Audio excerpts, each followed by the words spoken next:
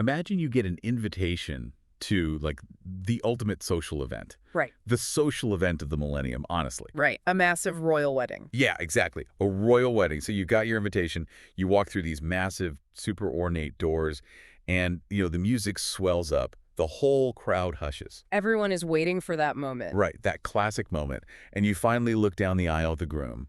But instead of a crisp black tuxedo or, I don't know, an elegant traditional suit, he is wearing a garment that is literally soaking wet with blood. It's just a shocking image. It really is. And it gets crazier because when you look at his face, his eyes aren't filled with, like, warm, tearful joy. His eyes look like literal blazing fire. Yeah, it is an incredibly jarring image. It basically completely shatters every modern sanitized expectation we have, of what this scene is supposed to look like. Right. I mean, it sounds like the climax of a dark fantasy novel or some kind of horror movie. It really does sound like that. But it's actually the grand finale of some of the most famous and honestly probably the most misunderstood ancient apocalyptic literature on the planet. And that is exactly what we are decoding today. That's our mission. So welcome to you, the listener, to a brand new deep dive. We are so glad you're here. Absolutely. And I want you to frame today's session in your mind, not as like a typical historical study or a boring Sunday school lesson.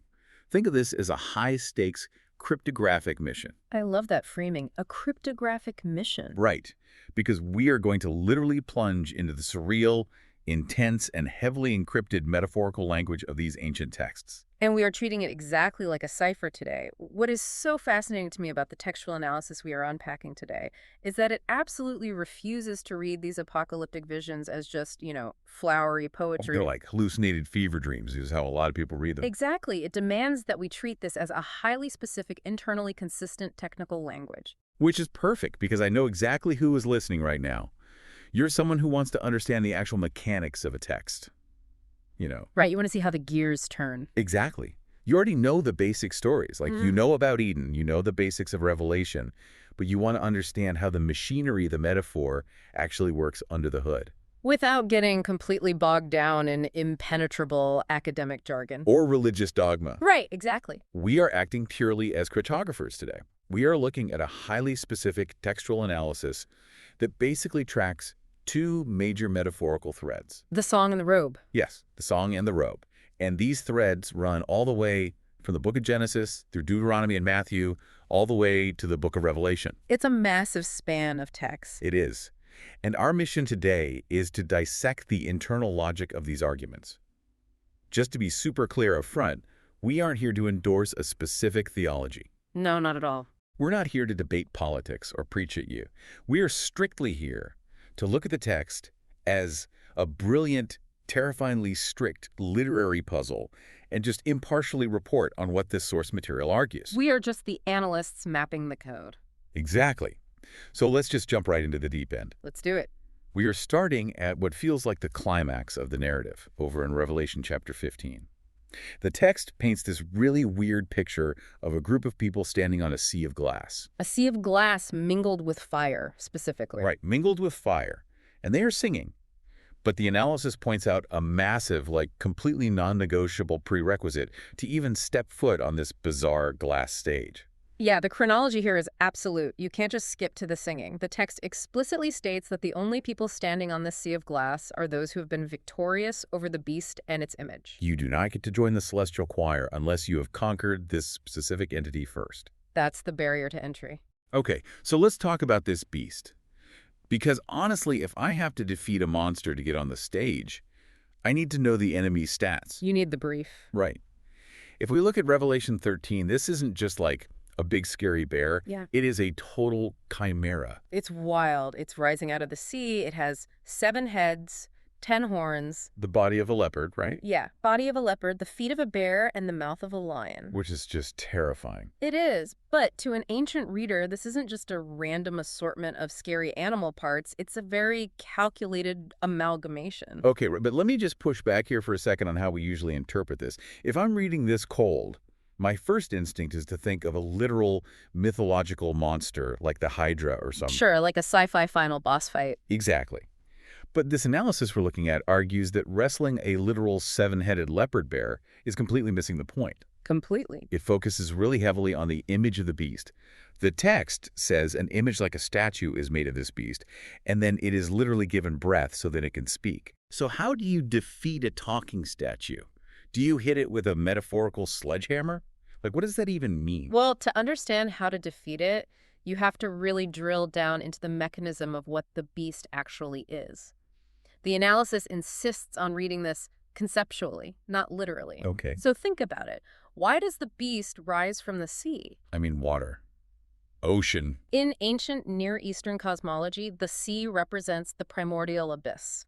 It represents human chaos. It's the volatile, constantly churning masses of humanity and history. Oh, wow. Okay, so the beast is a product of human chaos. Exactly. It's born out of that instability. And then you look at that weird amalgamation, the leopard, the bear, the lion. Yeah, the chimera parts. That is actually a direct cryptographic callback to the book of Daniel over in chapter 7. Oh, right. Daniel has the animal visions, too. Yes, and in Daniel, those specific animals represented distinct historical oppressive empires: Babylon, Medo-Persia, Greece. So they aren't just animals, they're systems of power. Precisely.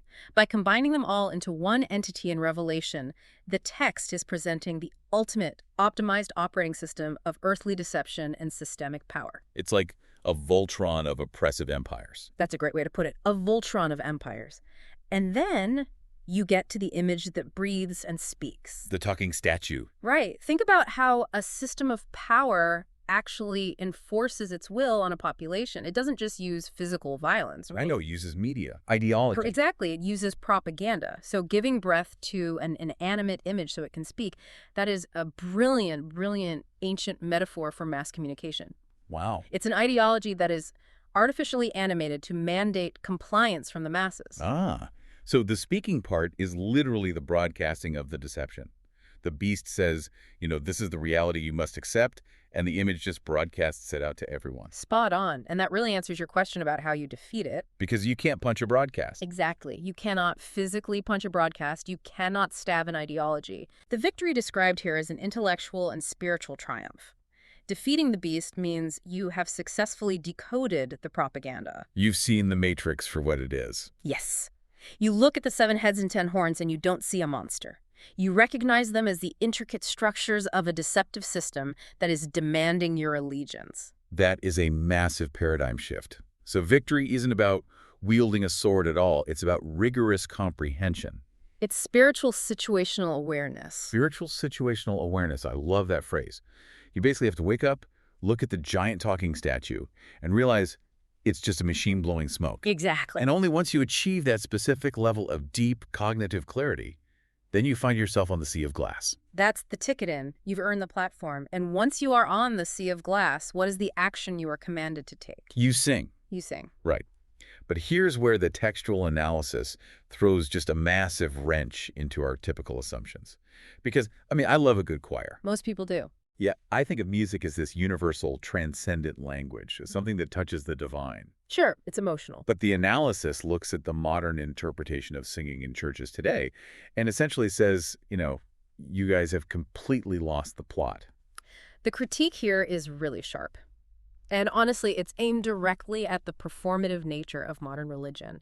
It creates this vivid, almost comedic juxtaposition in the text we're analyzing. I thought this part was so interesting. It really is. It looks at the highly produced, perfectly pitched choirs of Western cathedrals, the reverent, quiet singing. Yeah. And then it contrasts them with the loud, off-key, super enthusiastic shouting of congregations in other parts of the world. The source text specifically uses the cultural lens of a Chinese congregation for this example. Right. It describes aunties and uncles just belting out hymns like they are at a bad KTV karaoke night. Yeah, and then it compares it to an off-key pop star. Yeah. It's specifically named Yang Kun. Yes. I laughed out loud when I read the Yang Kun reference. Like, wow, shots fired. It's very specific. But wait, let me play devil's advocate for a second here. If the intention is pure, right? If these aunties and uncles are just singing their hearts out, doesn't the divine just appreciate the devotion? Like an A for effort kind of thing. Exactly. Isn't it just the thought that counts at the end of the day? Well, that is exactly the modern assumption that the text dismantles. It essentially asks this really blunt question. Do you really think the architect of the cosmos is sitting on a throne, wincing at bad pitch, but just handing out participation trophies because the intention was good? Ouch. Right.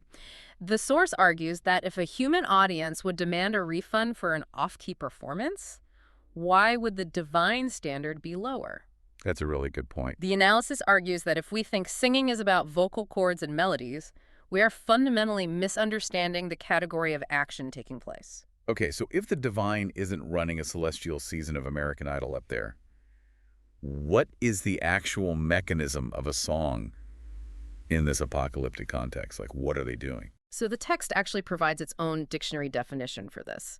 The analysis points us straight to Song 119, specifically verse 54. Okay. And the verse explicitly defines the term. It says, "Your decrees are the theme of my song." Right, read that again. Your decrees are the theme of my song. Your decrees, not your melodies. Right. Not your feelings, not your pitch. Decrees. Decrees. Law. Laws. The operational rules of reality.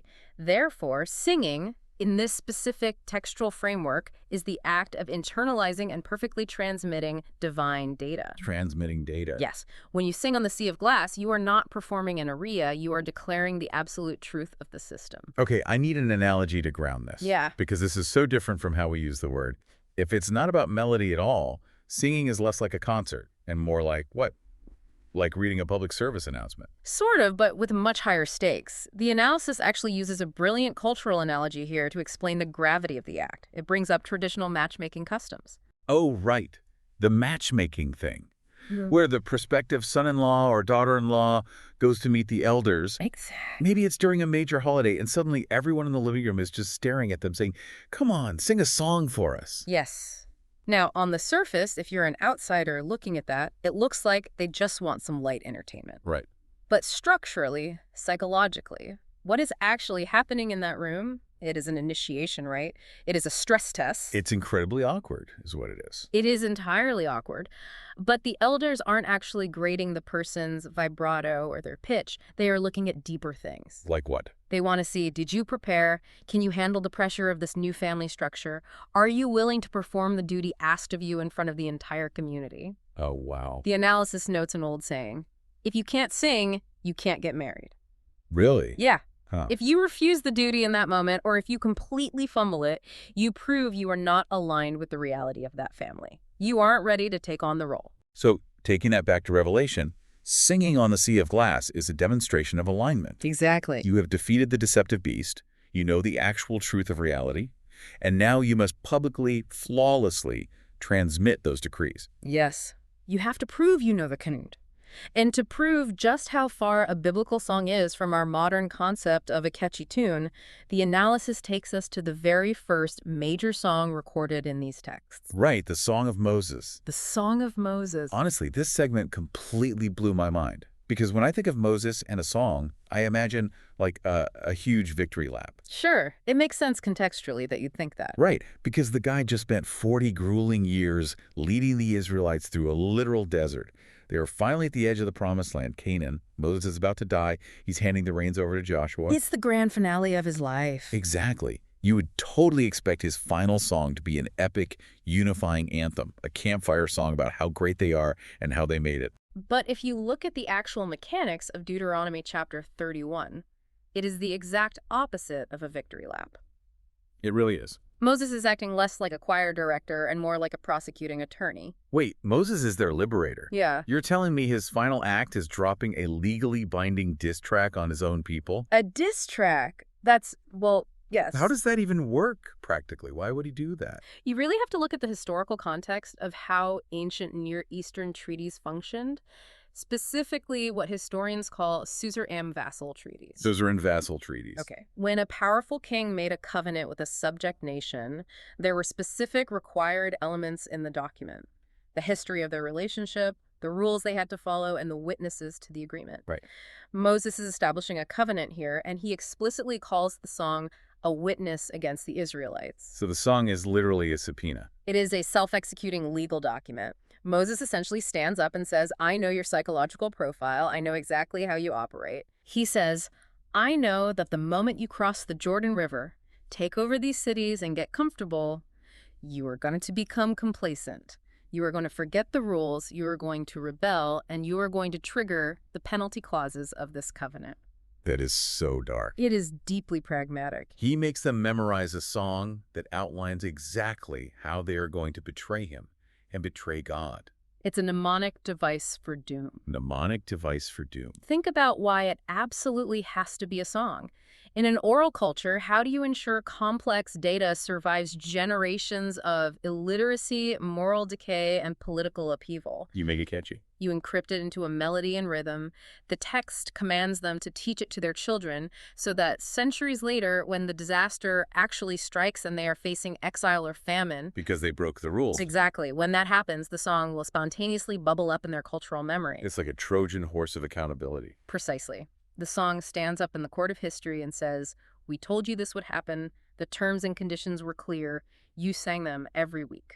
Unbelievable. The text shows us that a divine song is actually a prophetic tool. It spans past, present, and future all at once. But, that brings up a really disturbing aspect of human psychology, which the source analysis pivots to next. The numbness. Yeah, the sheer numbness required for the Israelites to sing a song predicting their own destruction every single day and then just still go ahead and destroy themselves anyway. It's cognitive dissonance on a massive generational scale. Totally. And this numbness, this human ability to hold the data without reacting to the reality of it, leads us directly to how the text approaches the concept of the new song. Okay, right. And to build this bridge, the analysis uses this metaphor from the Gospel of Matthew, chapter 11. Jesus is talking about the generation of his day, and he compares them to children sitting in a marketplace. Yes. The quote is quite famous, but it's rarely analyzed mechanically like this. Right, so what's the quote? It goes, "We played the flute for you, and you did not dance. We sang a dirge, and you did not mourn." Now, previously, I would have read that and just thought, oh, people are stubborn, they don't want to participate. Which is the surface reading. Right. But if we apply the cryptographic key we just established, that a song is actually a transmission of operational decrees, what is really happening in this marketplace metaphor? Why is he using children? Well, children in an ancient marketplace are observing adult activities, like weddings and funerals, and mimicking them through play. That's how they learn the culture. Okay. But the people Jesus is talking about are even worse off than the children playing pretend. They are completely unresponsive to the reality being presented to them. They have zero spiritual telemetry. Exactly. The flute represents the joyful transmission of fulfillment, the good news that a prophecy has actually come to pass in real time. And the dirge. The dirge represents the transmission of warning and imminent judgment. But the people have become like stones. Oh. They are so saturated by the noise of the world, so deeply embedded in the beast system of deception we talked about earlier, that they cannot process the divine data. They hear the music, but they don't react. They don't dance, they don't mourn, they just sit there. It's honestly like living in an algorithmic echo chamber today. Oh, that's a perfect modern equivalent. Right. You are so bombarded with information, fake news, entertainment, that a truly groundbreaking, world-altering reality could be announced right in front of you, and you just scroll past it. You are entirely numb. And that numbness is fatal when it comes to the sea of glass in Revelation, because the text explicitly states that the 144,000 standing there are not singing the old song of Moses. Right. They are commanded to sing a new song. A new song. Okay, let me pause here and clarify the mechanism. What makes a song new?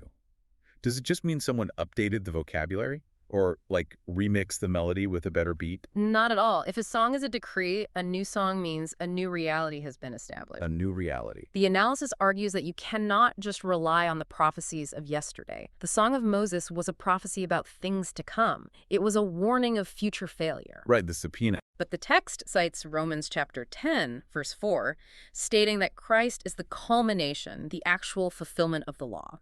So if the old song was the blueprint, the new song is the completed building. That's a perfect way to conceptualize it, the blueprint versus the building.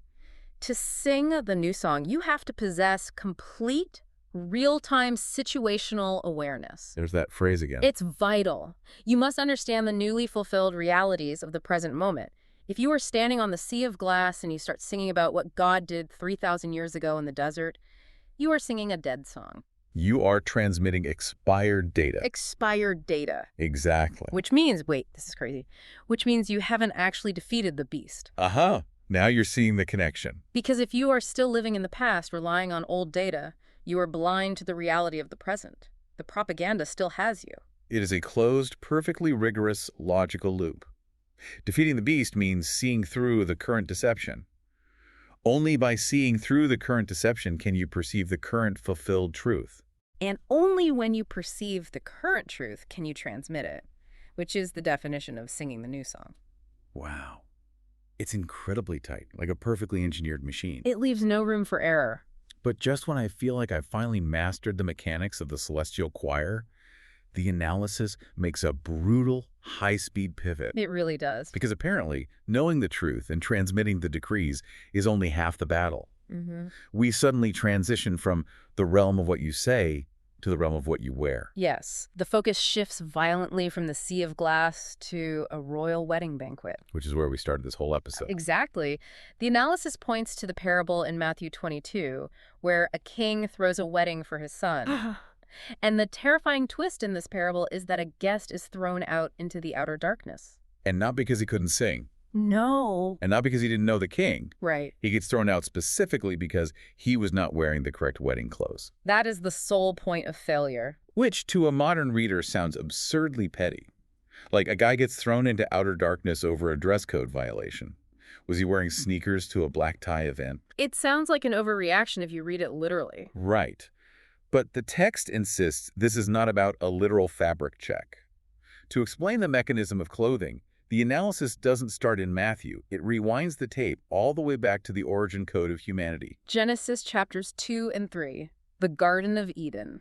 We're going all the way back. We all know the basic narrative, Adam, Eve, the snake, the fruit.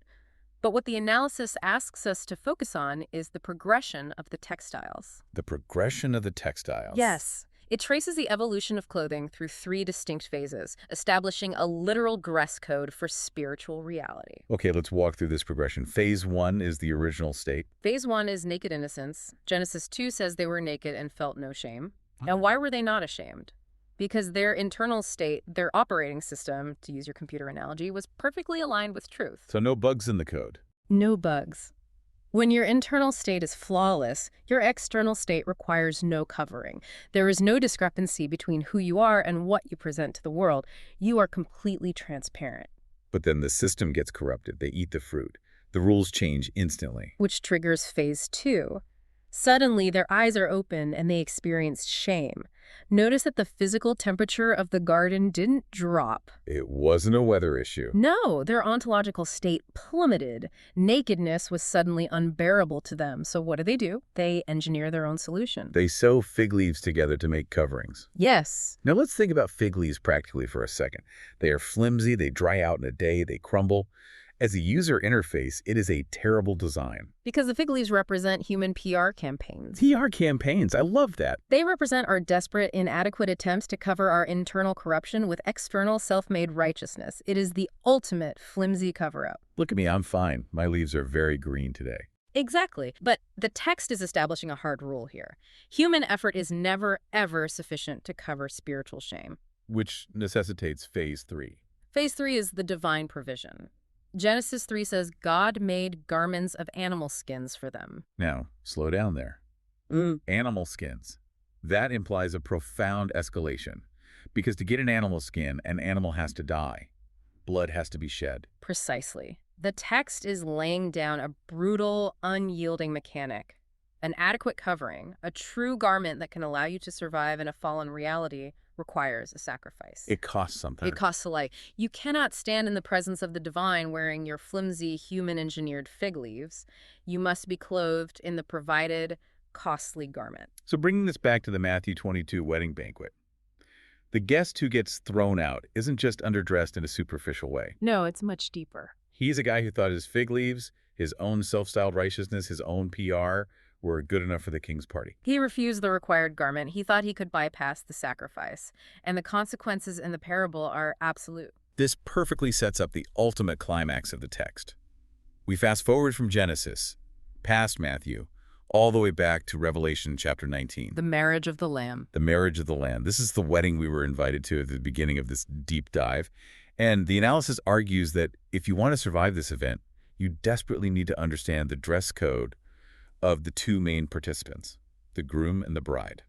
Let's start with the groom, because this is the image that shatters modern sensibilities. The text identifies the groom as Jesus, but the visual data provided in Revelation 19, cross-referenced with chapter 1, is just terrifying. This is the blood-soaked tuxedo we talked about. Yes. He is depicted riding a white horse. The text says his eyes are like blazing fire. He has a golden sash across his chest, and he is wearing a robe dipped in blood. I really have to pause and push back on this, because if you walk into almost any modern church, the imagery you see is the gentle shepherd. Soft pastels holding a lamb. Exactly.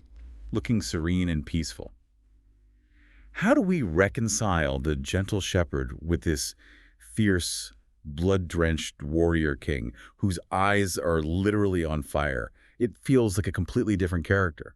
It is the same character, but a different phase of the operation. Okay, explain that. The analysis explains that the groom is not arriving to host a polite dinner party. He is arriving to consummate justice. The gentle shepherd came to offer the covenant. The warrior king comes to execute the terms of that covenant. Oh. The fiery eyes represent piercing omniscience. He sees through every single fig leaf, every deception, every piece of propaganda. Yeah, can't hide anything from fire. Right. And the blood-dipped robe.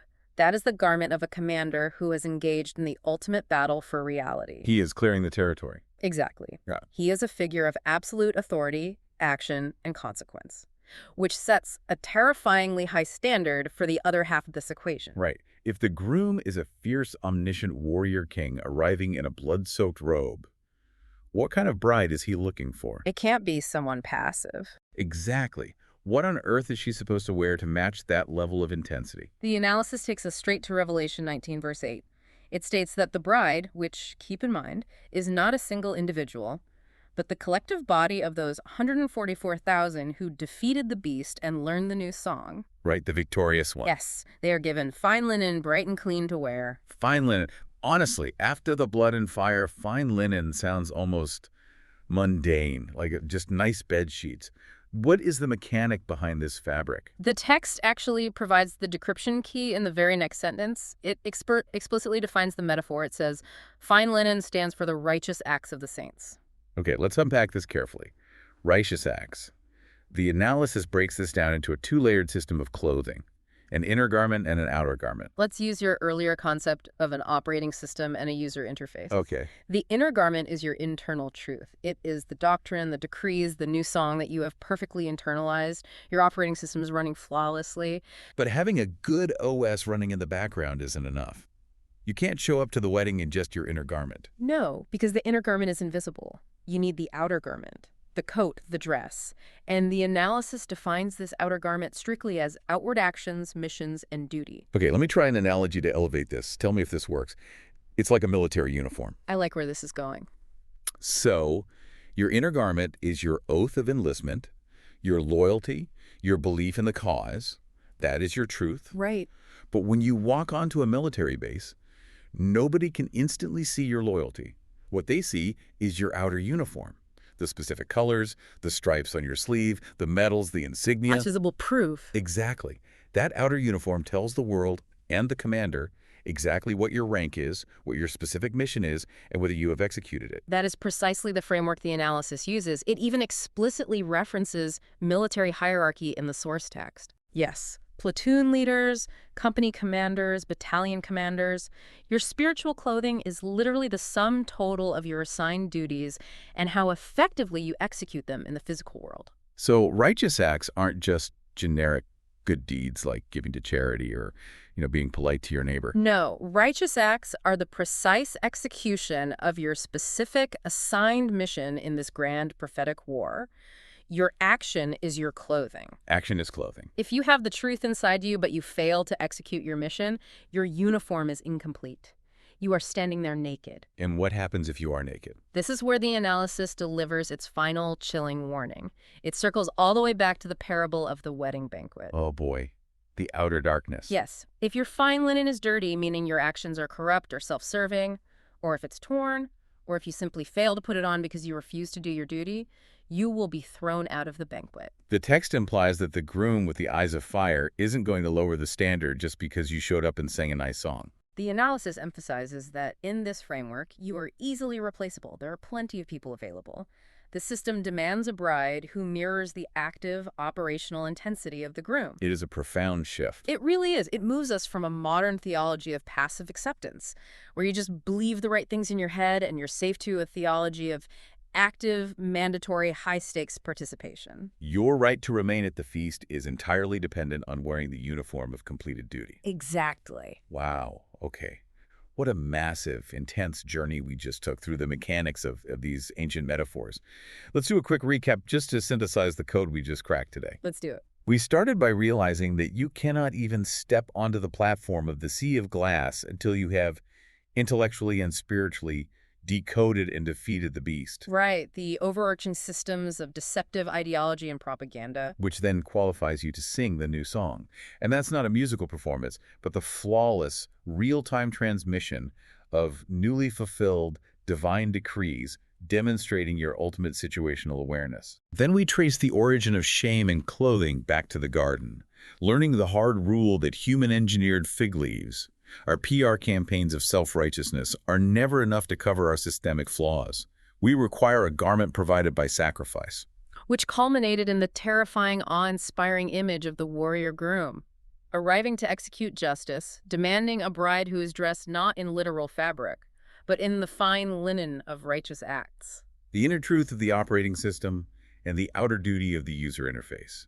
The invisible military-grade uniform of completed purpose. It is a breathtakingly cohesive, perfectly rigorous system of metaphorical logic.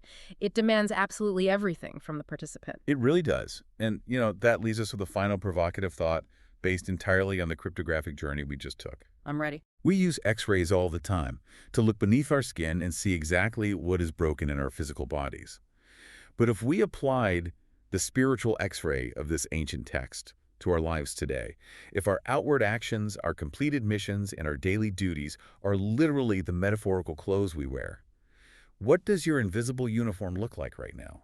It is a question that strips away every excuse. It really does. When you look in that mirror, are you dressed in the fine linen of a completed purpose, tailored perfectly by your righteous acts? Or, if you look closely, are you just shivering in the cold, desperately trying to cover yourself up with a few dried-out, crumbling fig leaves? Something to seriously mull over as you step back into the chaos of the world today. Absolutely. Thank you so much for joining us on this cryptographic deep dive. Keep questioning, keep looking beyond the surface of the text, and we will catch you next time.